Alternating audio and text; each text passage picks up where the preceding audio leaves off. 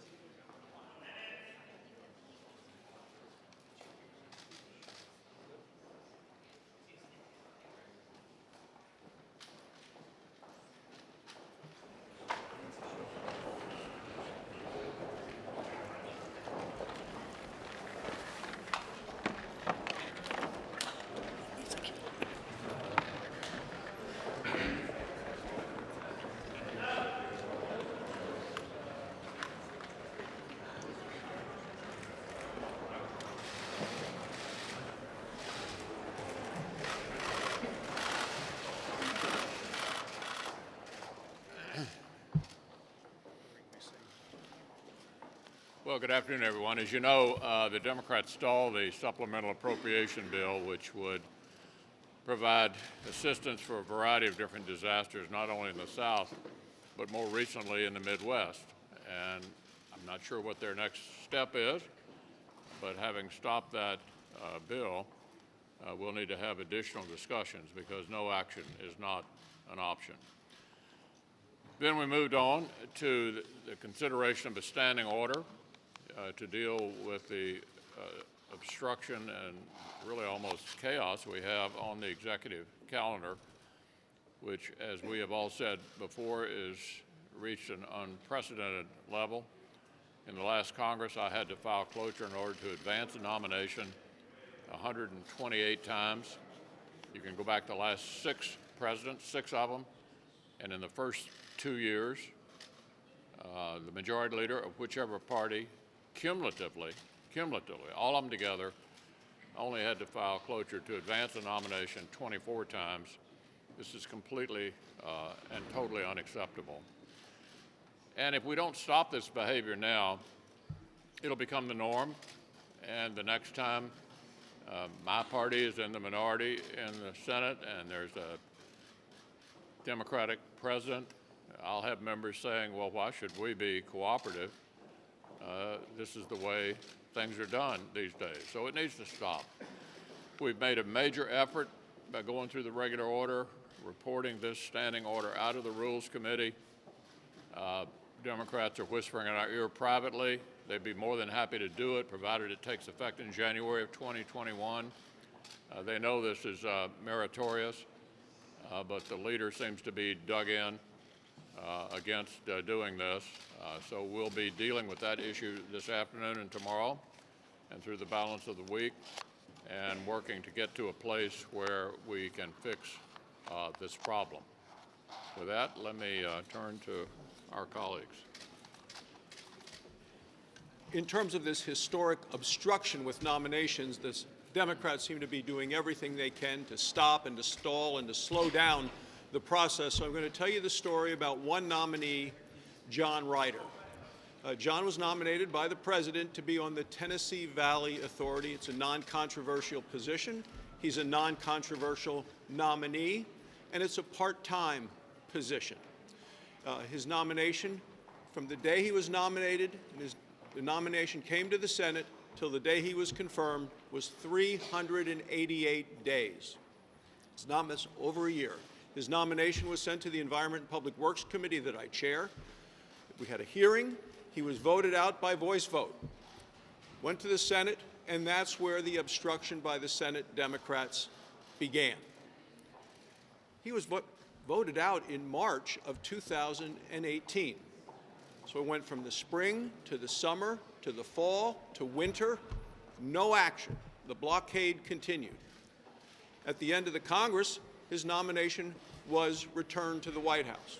The president nominated him again in January for the part-time, non-controversial TVA. What happened then? Back to committee, back to the process, voted out on voice vote once again, not one vote in opposition. Goes to the Senate, and up comes the blockade again, to the point that the leader had to file cloture on the nomination. Only then did the Democrats relent. And then it was a voice vote. So he was confirmed, never having one vote against him, but it took 388 days. That's the history of this level of obstruction that we're dealing with. Something has to give, and if the Democrats don't want to cooperate, it's time to take the action that's necessary to get the Senate moving again. So obviously on this same topic, in the first 2 years of the Obama administration, the majority leader, Senator Reid, had to file cloture 12 times to advance nominations. We didn't think that was fair. They didn't think it was fair. 78 senators in the third year of the Obama administration, including right at half of the Republicans, said, no, this is not a fair way to do this. Let's put this standing order in place. The rule we're voting on today is very nearly the exact same rule that was voted on then. 12 efforts to block nominees by our side. We were willing to look at that and say, this is not the way to do business. Let's change that. 128 efforts to block nominees on their side. Until 2003, the history of the Senate was never to use these procedural blockades to slow people down. The person Senator Barrasso just mentioned and dozens of others that have been up here for over a year, out of committee for over a year, never having had a vote on the floor. If we don't stop this, eventually people will be unwilling to even be considered to serve. Why would you want to be nominated if you never get voted on? Why would you want to be nominated if it takes years before you get to do a job that at the outside may only last the rest of one presidential term? This does need to stop. Democrats know it needs to stop. We intend to stop this abuse of the rules this week. Words really can't express my disappointment in the Democrats blocking the supplemental disaster package yesterday that was put forward by Chairman Shelby. Folks in Iowa have lost their businesses, they have lost their homes. Our communities have lost their infrastructure. Livestock gone, grain gone.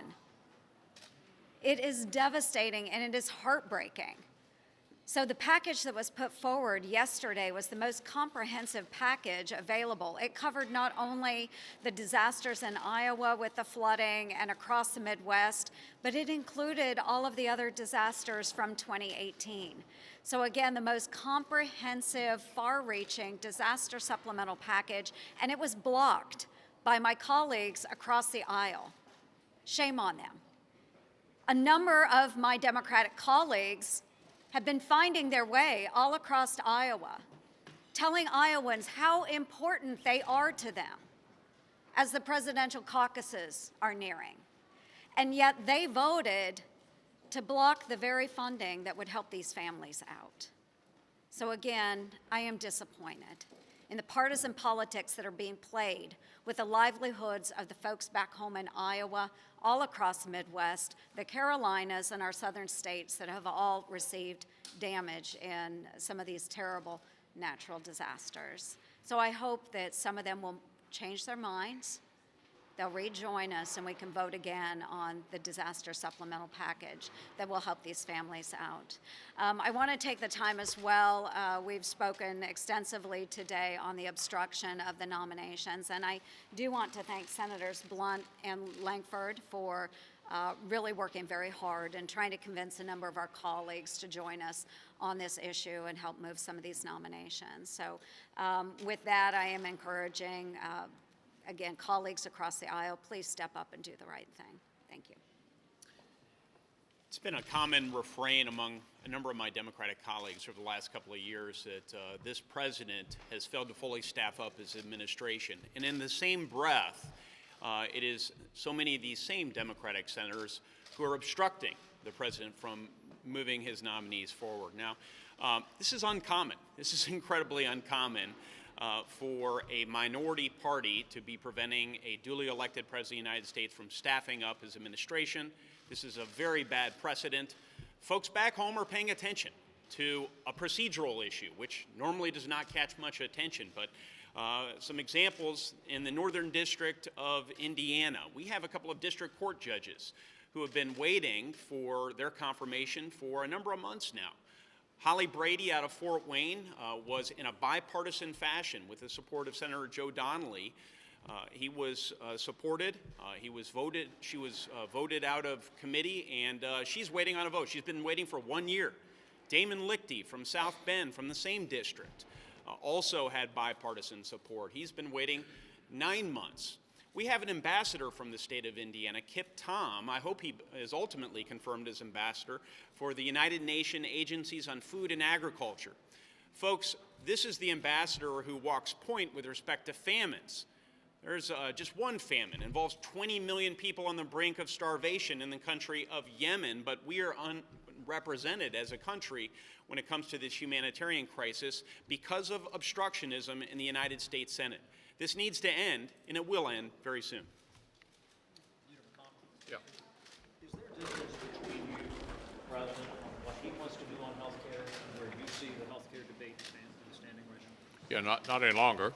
We had a good conversation yesterday afternoon, and I pointed out to him the Senate Republicans' view on dealing with comprehensive health care reform with the Democratic House of Representatives, that I was fine with Senator Alexander and Senator Grassley working on prescription drug pricing and other issues that are not a comprehensive effort to revisit the issue that we had the opportunity to address last Congress and were unable to do so. So I made it clear to him we were not going to be doing that in the Senate.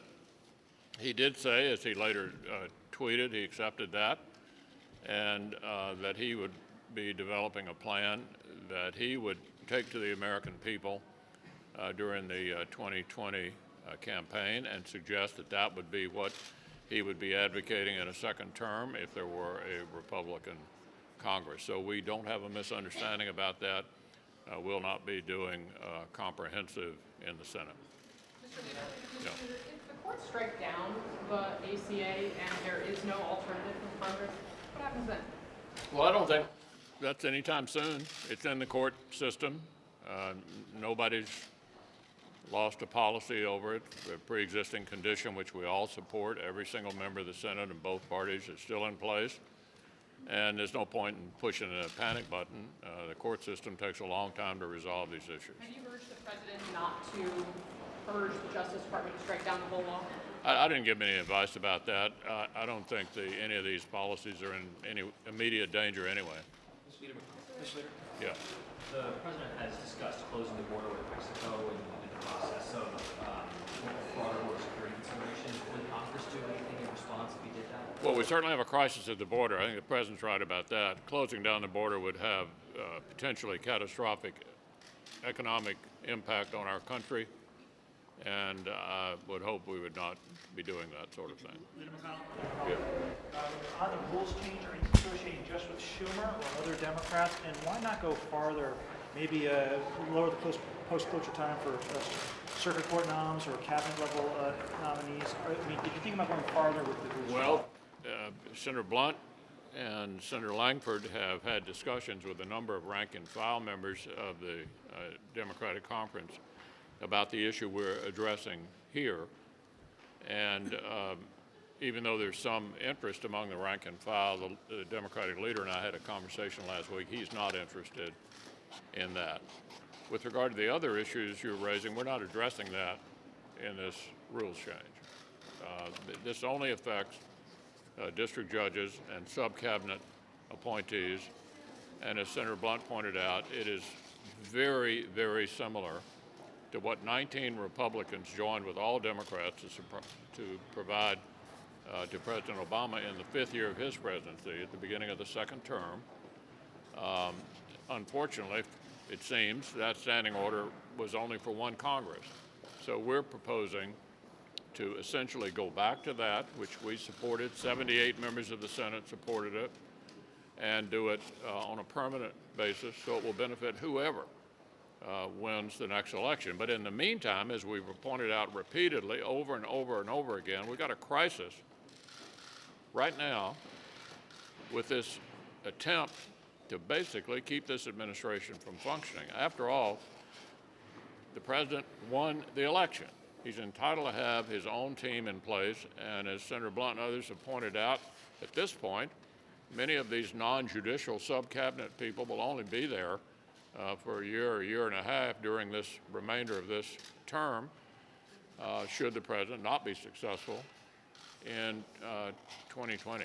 Thanks, everybody.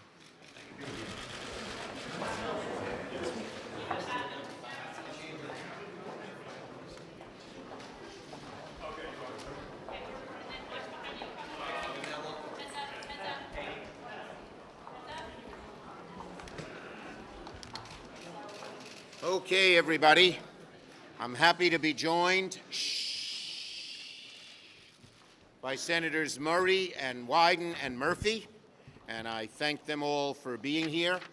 Now today, all 47 Democrats, led by Senator Shaheen, introduced a resolution to reverse the misguided and cruel decision by the Trump administration to declare the entire Affordable Act unconstitutional. Republicans failed to pass any of their health care plans in Congress, so they're trying to repeal health care in court. This reeks of desperation, and they have no backup plan. The President and the Republicans are for repeal. They have no replace. They want nothing. Last night, the President tweeted they'll come up with their plan in 2021. Translation, they have no health care plan. This is the same old song they've been singing. They're for repeal, no replace. President Trump confirmed he'll hold Americans hostage through the 2020 elections when it comes to health care. He promises, re-elect me, and then maybe I'll let you take a peek at my backup plan after that, which they don't have.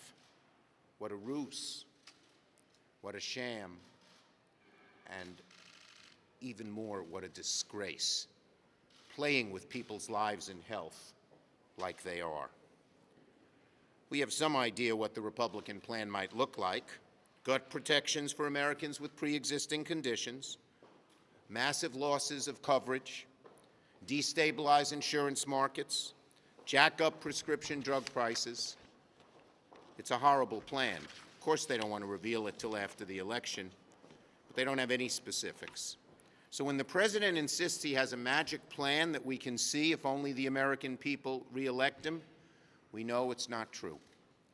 The American people will not stand for the President playing these cynical games. They will not stand for our Republican colleagues going along with this, even though they know it's wrong, substantively and politically.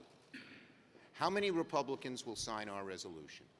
How many will step up to the plate? They can't just mouth this, oh, they're for good health care. They've got to do something. And the first step is to sign our resolution, because all 47 Democrats are demanding President Trump and Attorney General Barr reverse their legal assault on Americans' health care.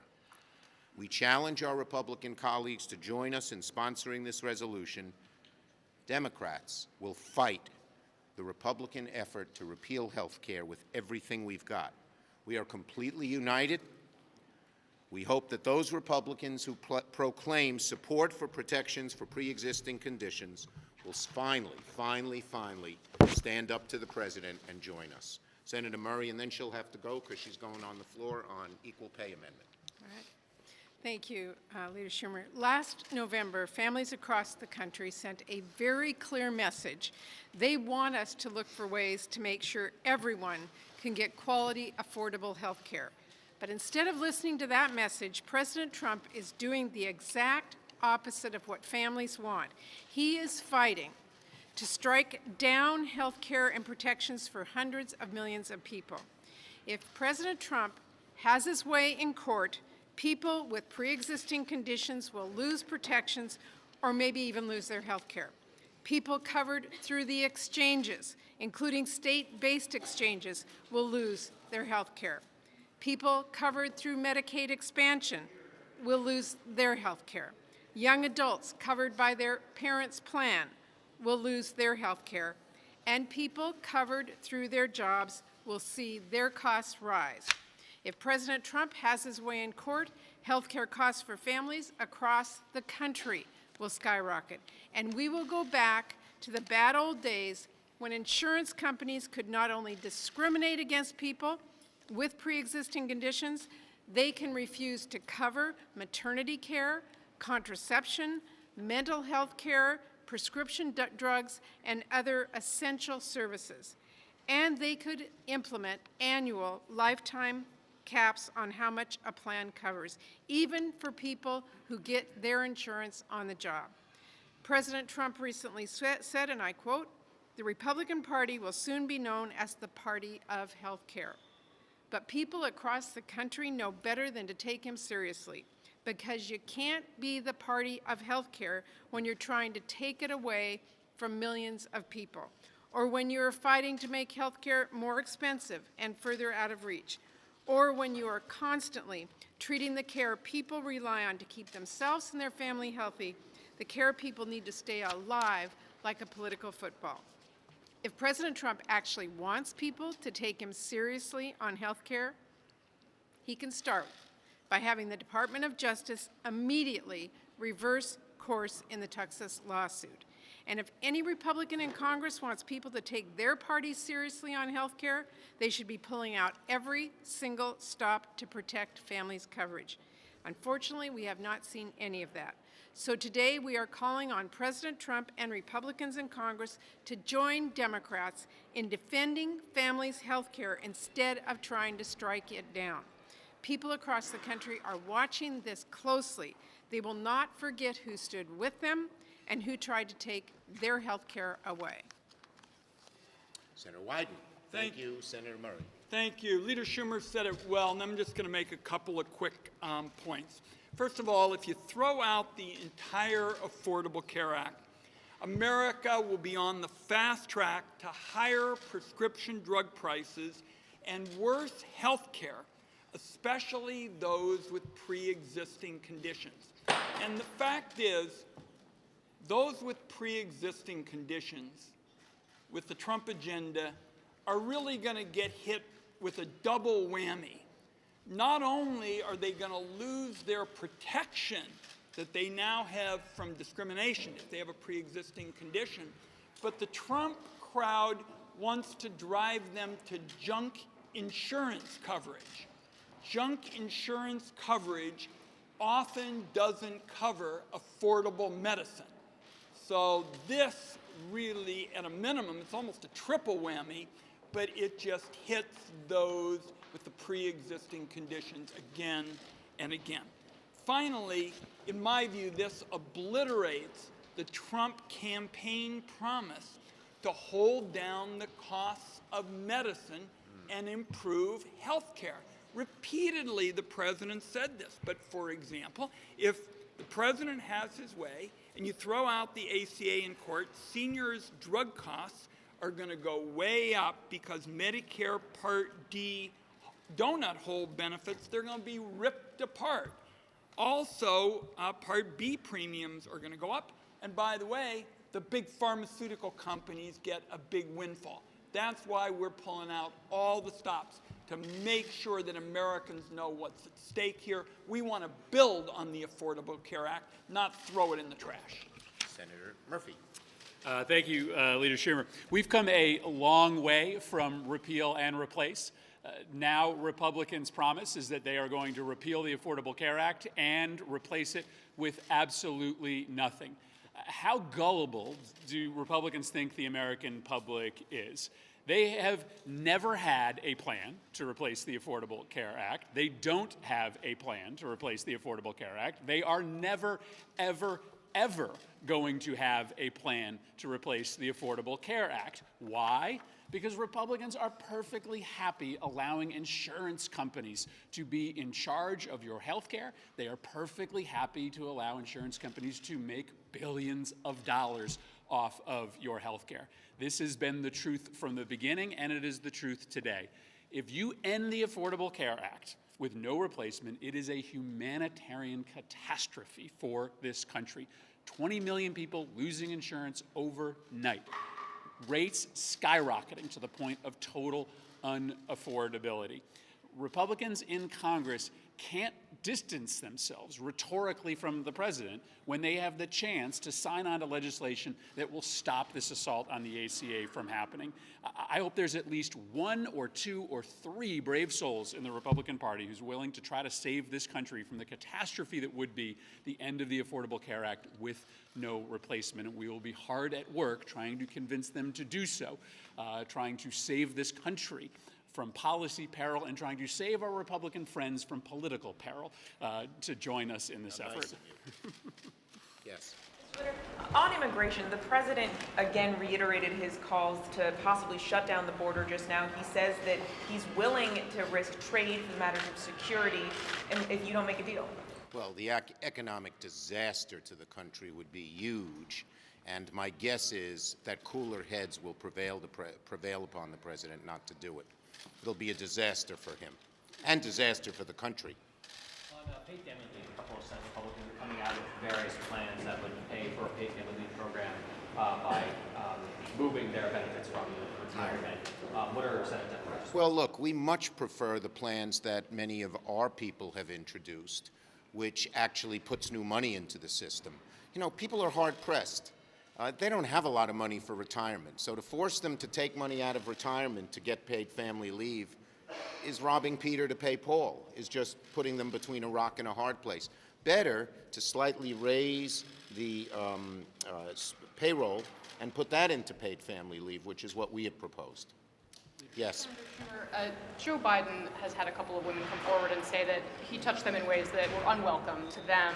Do you have any concerns about the former vice president's behavior? Well, let me say this. First, everyone deserves to be heard, so I salute the women who have come forward to tell their stories. When asked about candidates running, I've always said they should run if they want to, and then the voters will weigh the pros and cons and decide for themselves. On disaster relief, if Republicans aren't willing to move off their current... You got to speak up a little. Sorry, on disaster relief, if Republicans aren't willing to move off their current offer, how does this end? Well, the Republicans screwed this up to a fare thee well. We had a bill in the House that helped everybody. It didn't really help the Middle West as much because it was for 2018 disasters, not 2019. But Senators Shelby and Leahy worked out a plan. Everything was moving along, and guess who came in and messed it up as usual? The president. He went to a Republican lunch last Tuesday, said, I don't want aid for Puerto Rico. They've received $91 billion, which no one knows where that came up from.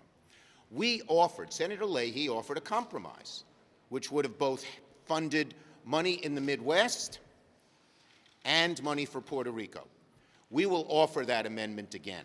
And we will actually offer increased money for the Midwest. The Republican bill doesn't give any new money for the Midwest. It just includes them in the existing money, so they'll have to fight with, you know, Florida and Texas and all the people who had the 2018 disasters.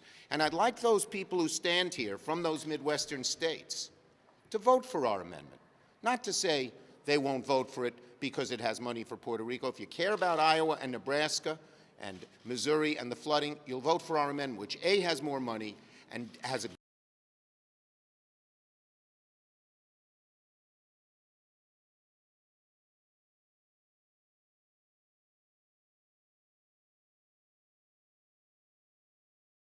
I think they never really care that much about the people in disaster areas, so they like to go through the motions but not get it done. But it's easy to see through, and when we offer our amendment to fund the Midwest at an increased rate and fund Puerto Rico properly, we'll really see where our Republican friends, particularly those from the Midwest, stand. Thank you. Thank you.